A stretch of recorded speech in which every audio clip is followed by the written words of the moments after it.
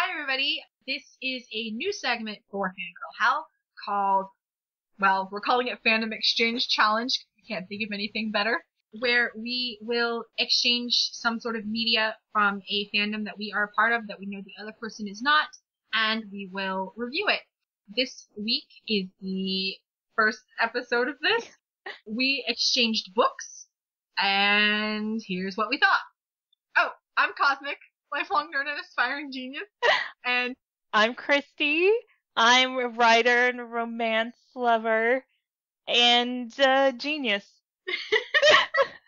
Okay, here's the show. So this is our first fandom exchange challenge. We decided to exchange books to read. I gave Christy a sci-fi book called The Left Hand of Darkness by Ursula K. Le Guin. The main reason that I picked this book was because I thought the gender themes were really interesting. I read this book when I was in college for a science fiction literature course, and I actually ended up doing the essay for my final on this book and its gender themes and things like that. In retrospect, I think I maybe should have given Christy a book that was a bit more exciting, because while I think this book was very interesting, I don't remember it being a page turner. It's not the most exciting book, but it's interesting from a sort of sociological. Yeah. Interesting from a sort of sociological, anthropological mindset. But as far as an exciting page turner, it is not. So, Christy, what did you think of the book? Well, I would say exactly that. I'm not. Obviously, I do read a lot, and I am a big fan of books, but it's my philosophy to hate reading, even though I enjoy it. Okay. So I don't like slow-paced books. Yeah. So, yeah, I would say that. I read the book in 2 days. So, although it wasn't a page turner, I did turn a lot of pages. Yeah, it wasn't exciting. I honestly didn't think it was a bad book. I thought it was really interesting, but it hit the major deal breakers for me in literature. Okay. Or at least in casual literature. I mean, the first one is I don't like political books. Okay. If it's nonfiction and political, I'm okay with it. But if it's fictional and political, I have enough to deal with in real world politics. So it was very political because I mean, obviously we should explain it's at least presumably the universe is inhabited by different colonies, sort of different civilizations on different planets that all, again, presumably evolved from humans, right? Because it never really says. But it's suggested that it is. Yeah. And so there's this intergalactic UN kind of organization. Called the Ecumen. Yes. That are trying to create relations with all planets and all civilizations. So they send one boy. What is his name? Genli I think. Genli? Oh, yeah. We'll call him I. Well, no, that'd be confusing. Genli. Just call him Genli. Because I know he makes a point that there are different dialects on the planet. He's on the planet called Gethin, although the Ecumen calls it winter because it's constantly winter. Yeah.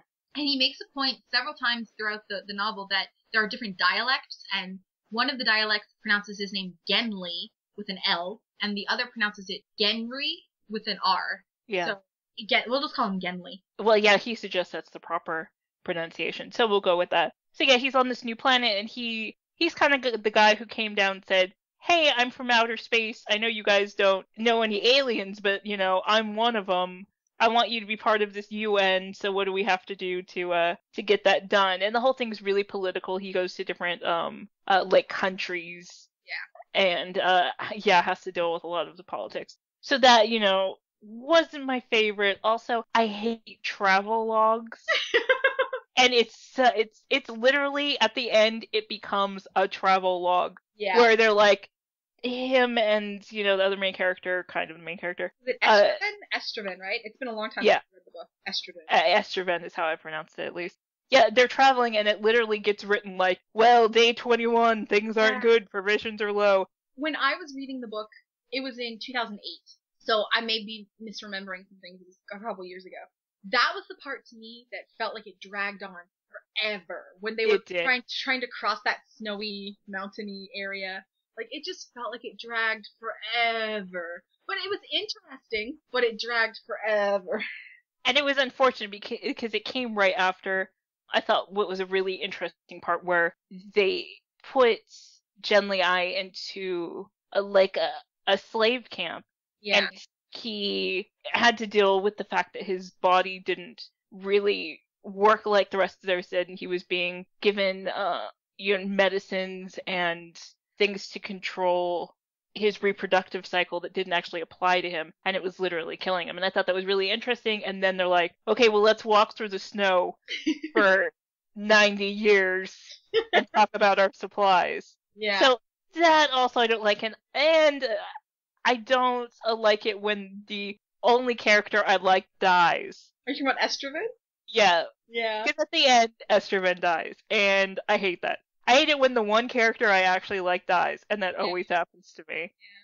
Yeah. Okay, so before we talk about the gender issues and sociological issues, it struck me that it was weird, because I know you picked sci-fi because you're really into sci-fi, and I'm not so much, so this is really the exchange of fandoms. It struck me that it really didn't seem like I would expect a sci-fi novel to be. Yeah, I think that's partly because, in the grand scheme of things, this is a sci-fi novel, but it explores more so what would be called like the soft sciences, which is sociology and anthropology and social studies, things like that, whereas a lot of other sci-fi books tend to hit more of the hard sciences, like chemistry and physics and things like that. So, well, there were also a lot of aspects of the book where Genli discovers at least their interpretation of mysticism and religion. Yeah. And it doesn't, I thought it was going to be, he was going to kind of disregard it as unscientific and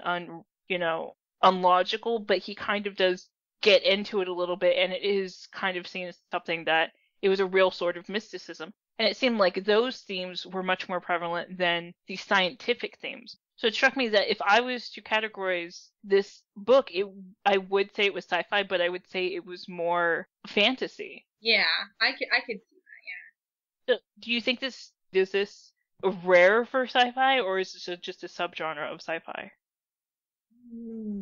I will say quite a number of the sci-fi books I've read do have some sort of religious aspect to the plot. So it kind of varies. I mean, sometimes, it is seen as something to be debunked, and then other times it's almost like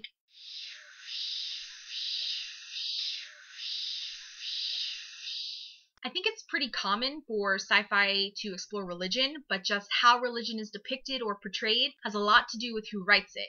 For instance, someone like C.S. Lewis, who is probably most known for his Narnia chronicles that are steeped in religious overtones and full of Christ allegories, completely interweaves aspects of Christian religion into his sci-fi series Space Trilogy.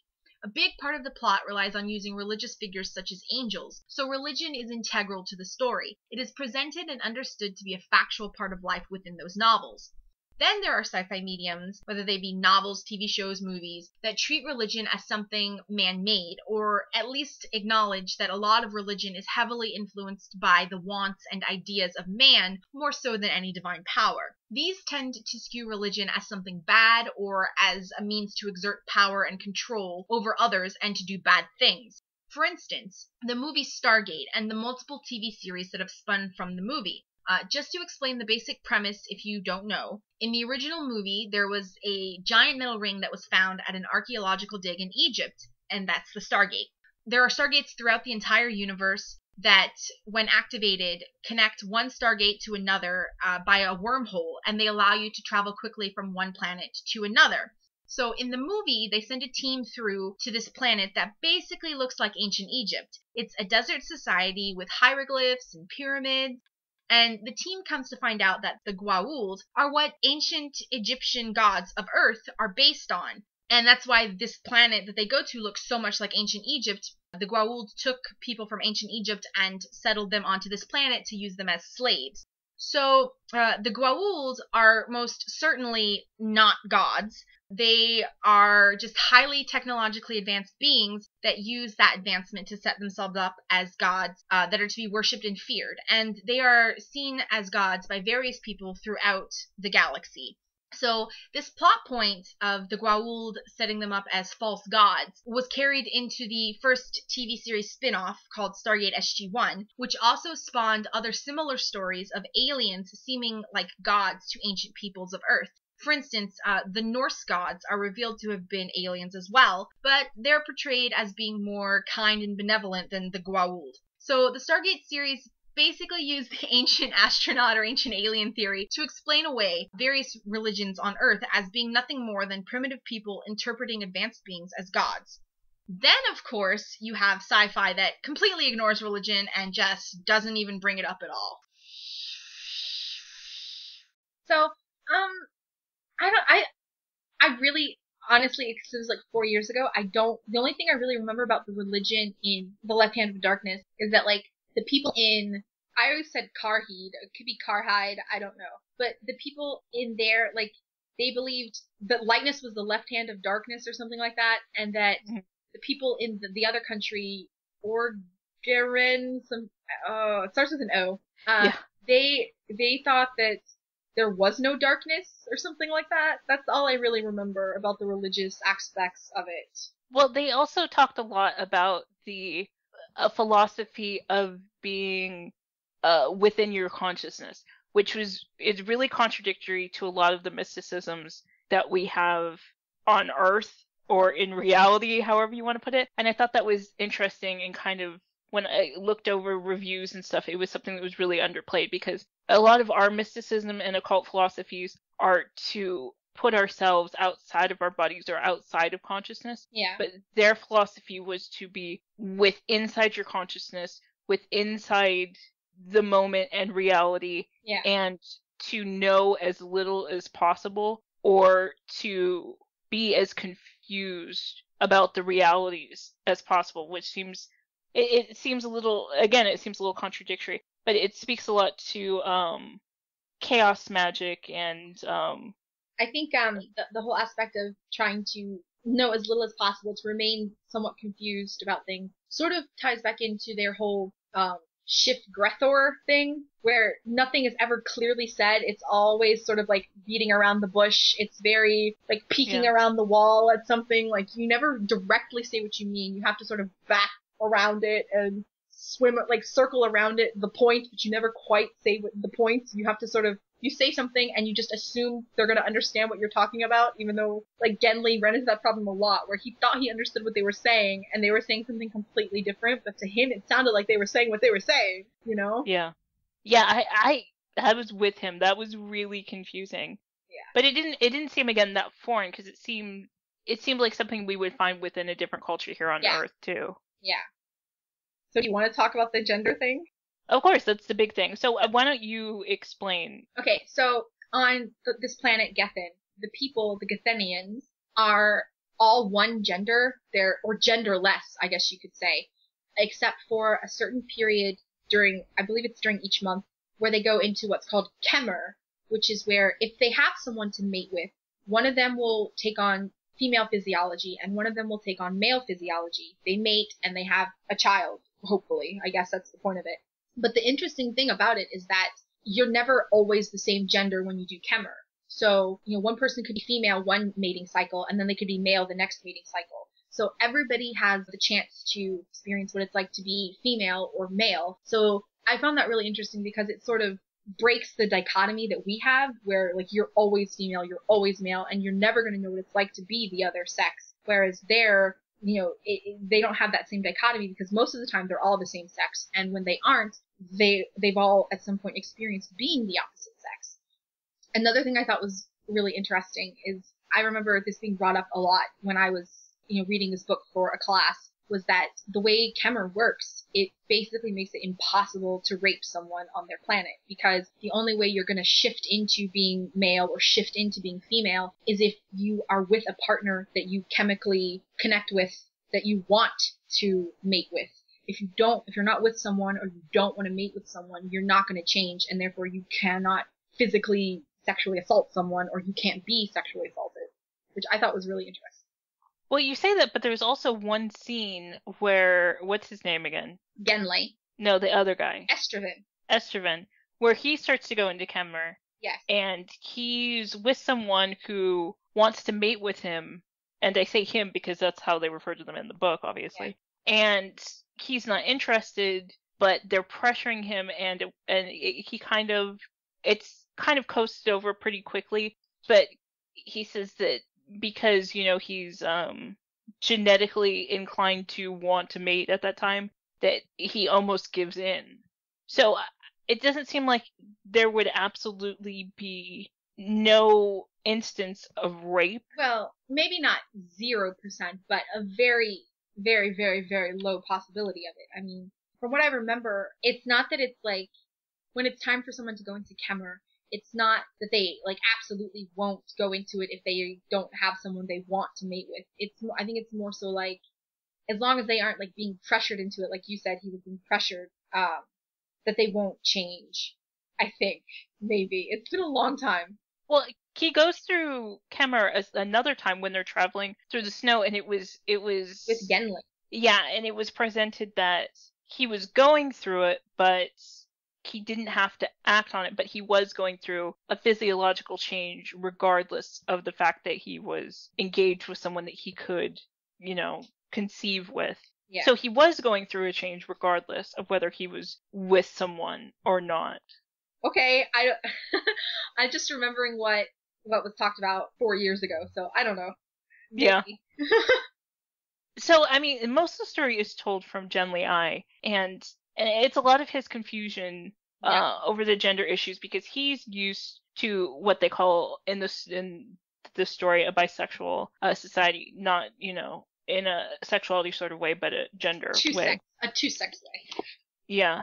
So he tries to put everything in the context of, well, this is a woman, this is a man, and over the course of the book, he realizes that you can't apply that. Not only are they neither, but they're also both at all times. They have both aspects. But what originally struck me about him was that every time he tried to apply a gender to someone, it was everyone is a man until they did something that he thought was too effeminate or too weak, and then they became a woman. It was always derogatory when he assigned a female gender to somebody. Yeah. I think that was probably intentional. The fact that Genli as a male, every time he sees something negative in someone that it's female, I think is a commentary on, that being weak or effeminate is associated with being female, and that's also associated in our society with being bad for a male to be. So I think it was a purposeful comment on that. It seemed inconsistent to me. Yeah. When you realize that, especially at the end, that his colleagues, because apparently this was the first single-sex society that they found, and it was suggested that it might have been done as an experiment of equality, but he didn't know. He just mentioned it a few times that he thought that may have been the origin of this planet, but that he had equal colleagues that were women. So it seemed inconsistent with me that we have a man, a human, from what we understand to be an advanced civilization where at least women are integrated and assumably integrated equally, and it's supposed to be, we again assume, light years from where we are now, and yet he's still so hung up. I mean, I think it's not necessarily the female traits that he finds offensive. I think it's the fact that he finds the female traits offensive when they are being portrayed by someone who he autopilot assumes is male. So you think it was sort of betrayal? Yeah, that because throughout the book, even though these people are genderless, he consistently refers to them as he or him. So I think in his mindset, everybody is automatically male until they prove otherwise, and then once they do, and he's been thinking of them as male the whole time, it's this shift in his mind that oh, they're not man, they're of a woman, or they're something in between, something that he probably can't get his head quite around. The most interesting example I can think of his impressions of men and women is when he is traveling in the snow in the most boring part of the book with, again, say his name again. Esterven. It sounds so much like estrogen. It does, doesn't it? Yeah, it makes you wonder. Yeah. When they're traveling and Esterven is sort of taking charge and assigning them each tasks to what they can physically take, because Genly Ai's bigger than him and he's stronger than him, but he's less durable and he's prone to cold more. So he assigns him different roles, and Genly Ai realizes that he's starting to interpret their interactions, at least with what they're assigned with, in like a competitive sense. And he recognizes it as male competitiveness, and that he has to disregard that because he's not dealing with a man. And once he recognizes that and decides, okay, I can't see him as a man because this male competitiveness literally gets in the way, which I thought was interesting that they, were quite clear that that was something that got in the way of their survival, which is one of the few actual feminist themes that I saw in that book. That's when he started to kind of cope with the difference of genders, and that they were both the same gender and the opposite. I thought it was kind of weird that, like, since Genly is constantly male, like he never stops being male, they basically saw him as like a pervert. That was interesting as well. I was going to ask you about that, because they also have some of their own people that do that, that are constantly male or constantly female, and they get seen as like perverts, basically. And they're literally called perverts, but they take an important role in their religious or mystical or faith-based. So it kind of reminds me of like a third gender in Indian culture, that they're seen as religiously as important figures, but they're kind of they're not equal socially. Yeah. So overall, should we rate these things? I don't know. Do you want to rate it like out of 5 stars? Out of like 5 stars, okay. Well, the way that ratings go, like 1 is terrible. Like I couldn't finish it. It was horrible. 2 is always, it was bad, but whatever. It's not going to keep me up at night. 3 is usually, I don't like it, but I finished it. Yeah. 4 is, it was okay. Whatever. 5 is, I loved it. That's usually the way things are rated online. Okay. I would probably give this a 3. Okay. I probably wouldn't recommend it to anyone, but I would be like, oh yeah, I read this book. Let me talk to you about it. Yeah. Okay, so moving on to mine. Of course, you did the sci-fi. I was going to give you a romance novel because you don't read romance novels. That's one of our big differences. So I thought what I should give you, and I decided on picking Nalini Singh's Psy-Changeling series. Of course, the first one, because it would be unfair to give you like number 8 in the series. So I gave you the first one, Slave to Sensation. The reason I picked that is, even though it's not my favorite series, I do like it, and it is one of the series that got me into reading romance, because I kind of always took it from a stereotypical point of view that, romance wouldn't have any depth to it. And I like this series because it tackles the issues of the 3 beings of humanity, the bestial part of us, the intellectual part of us, and then the joining of the 2, because the series is sort of an alternative history set a little bit in the future, where the human race is split into 3, where you have normal humans, then you have a paranormal sort of shapeshifter human, where they're descended from animals and humans, presumably, where they can shapeshift between human and between animal, but they act extremely animalistic. And then you have psychic beings, and they, can do things like telepathy and mind reading and teleportation. And it was an evolution of the normal human, but because of mental illness and violence that came out of their specific race, they decided to go into silence, which would void them of all emotion, so they could all act logically and be able to operate within their powers and not succumb to them. And so at this point, they're kind of like in control of the economics of the world, and the changeling, the more animalistic people, were more in charge of the earth itself, and the humans are kind of in limbo in between.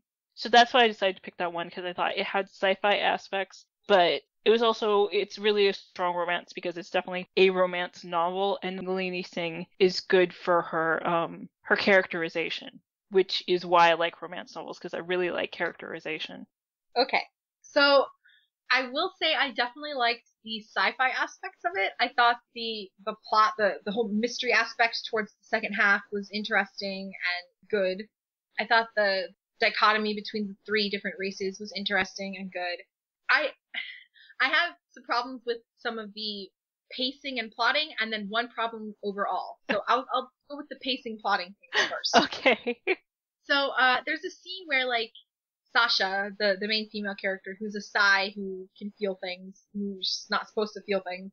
There's a scene where they find out that a girl from the snow dancer wolf people has been taken by this serial killer, and Dorian, the brother of a girl that had been taken from the Dark River Panther people, leopards. Yeah. His sister had been taken earlier and killed by this same serial killer. So when he finds out that another one's been taken, he's like fuming, angry, mad, awful. And so Lucas, the main guy character, tells Sasha to like leave the room, and she's down in the lobby, and she like somehow psychically reaches out to him and takes all his darkness away from him. And, before she does that though, like right after she leaves the room, like everybody's pushing, like saying, now's the time we really need to start like pressuring Sasha to tell us what she knows about this, to do all this stuff. And there's all this like frantic sense of urgency, and Sasha like hightails it out of there. And then eventually she shows back up later that night at like 2 a.m. to the work building, and Lucas runs into her from having a jog. And it's like, he's just like, oh, hey, yeah, let's go back to my apartment. Like, where's that sense of urgency that was there, like, not a paragraph earlier? It's like it completely dropped. They went from, like, level 12 down to, like, level 2. Yeah. Like, what happened? That's definitely one of this author's problems. Yeah. I mean, there's no excuses for it, yeah. But she tends to do that, yeah. Okay, there was another scene towards the end where, like, I think it was the night before before Sasha was gonna try to, get into the Signet and try to figure out who the killer is. Mm-hmm. They were gonna, like, set their trap. I think it was the night before. It may have been a day or two earlier. I don't know. But she was going to sleep, and as she's falling asleep, she hears the voice of Brenna, who was the snowdancer wolf girl who was kidnapped, and she's talking back and forth, having a conversation with this girl. Yet she doesn't think to ask, describe where you are. Describe who's doing. Like, where did they take you? Nothing. She just says, hang on, we're coming for you. What? Ask her question! Yeah, and that was... problem? It was really... It made no sense, especially because she was supposed to be Psy. She's supposed to be really practical and want information, be very information-oriented, and she's just not. I mean, they somewhat, I guess, try to explain that away, saying that she's an E-Psy, an empath Psy, so she deals more in emotions than, like, logics, I guess. Yeah, but she had been trained and conditioned. Exactly! Yeah. Even if you hadn't been, that's, like, the first rule of, like, hostage negotiations. You immediately start asking, where are you? Who took you? What do they look like? Describe where you are. Yeah. How long have you been there? Have you been moved? You know? Like, come on! Yeah, no, I agree completely. Let me just say, I had lots of problems with this book when I first read it. It was one of Megan's favorite series, so I continued on with it. But yeah, I agree. There was... Okay. Yeah. So, the third, like, sort of plot pacing thing I had, at the end, after Sasha's been cut loose from the side net, and she's, like, linked with Lucas, and they go, like, a couple months, she's been off the side net linked to Lucas, and from the descriptions in the book, they make it seem like being off the side net and only being linked to psychically to one person has both Sasha and Lucas feeling kind of strained and having all these symptoms that they don't particularly describe, but they say that there are symptoms. Yeah. And then, all of a sudden, like flipping a light switch, she notices that she's absolutely fine and that all the symptoms she had are gone. So then she's like, hey, Lucas, I feel okay. Something's wrong. And she's like, let me look at your mind. And she looks in his mind and she sees there's like this spider web, and Lucas is psychically linked to all of his sentinels. And it's like, that would have been there before you ever linked to Lucas. So why did you just now notice this? Yeah. Why were you feeling symptoms before now? that would have been there all the time. I agree.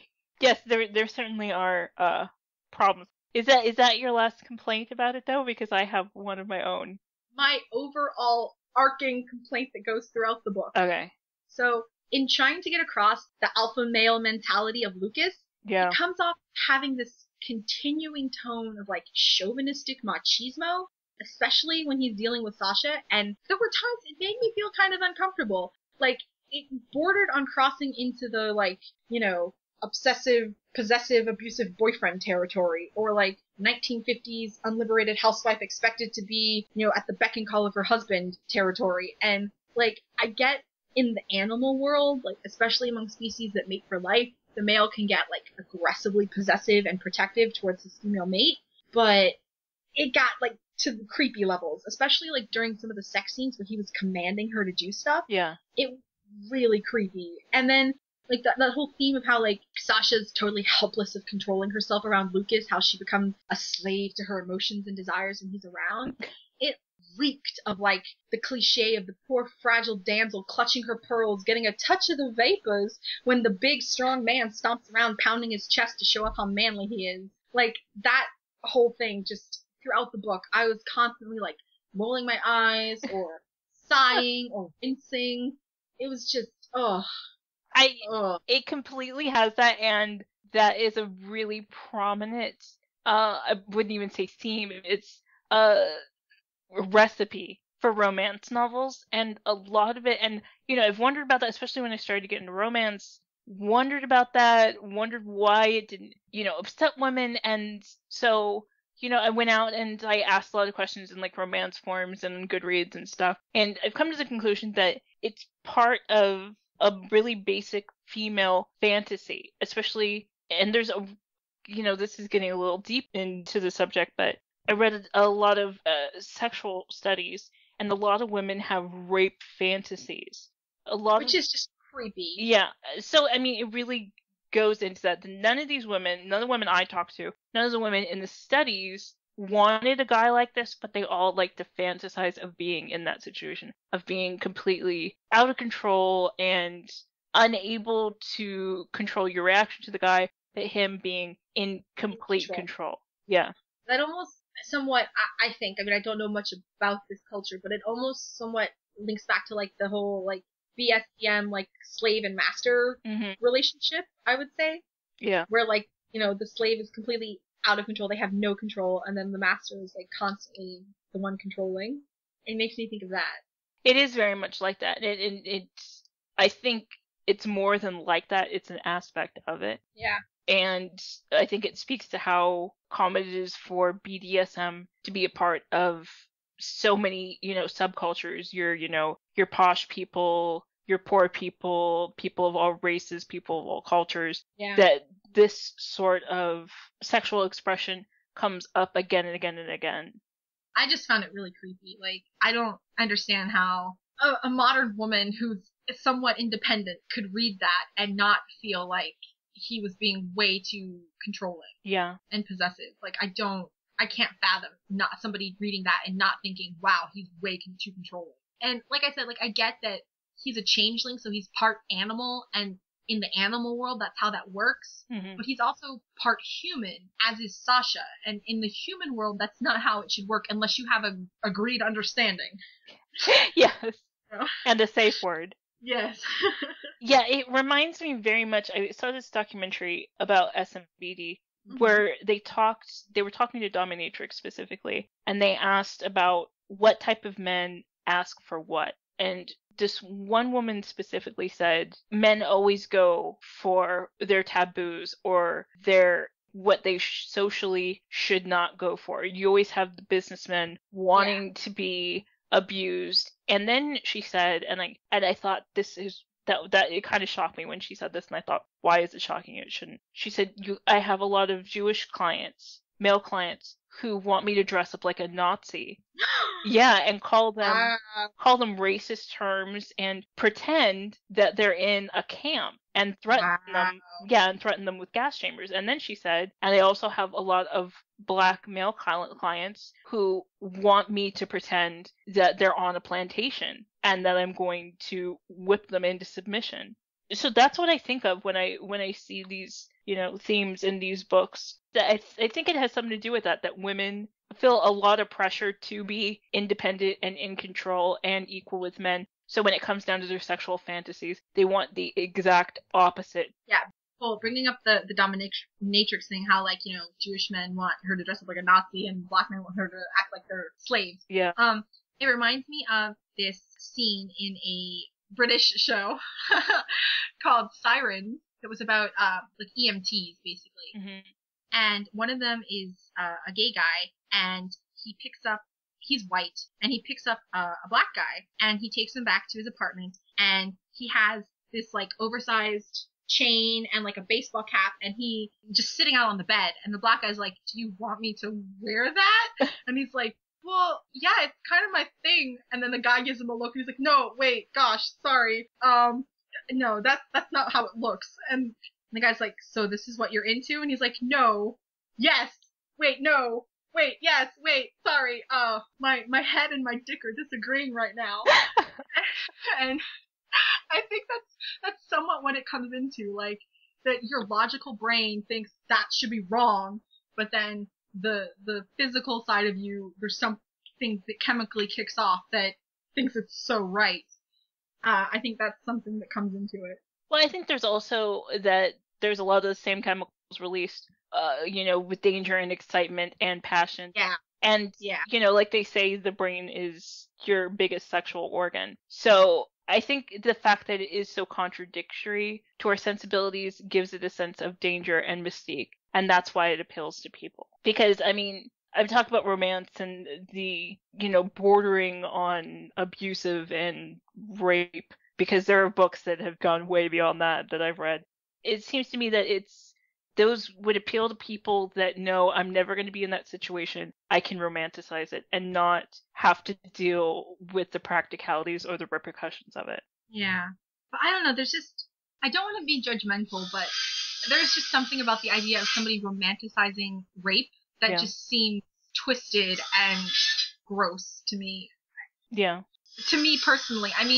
If that's your thing, fine, but I don't know. I can't. I can't. Yeah.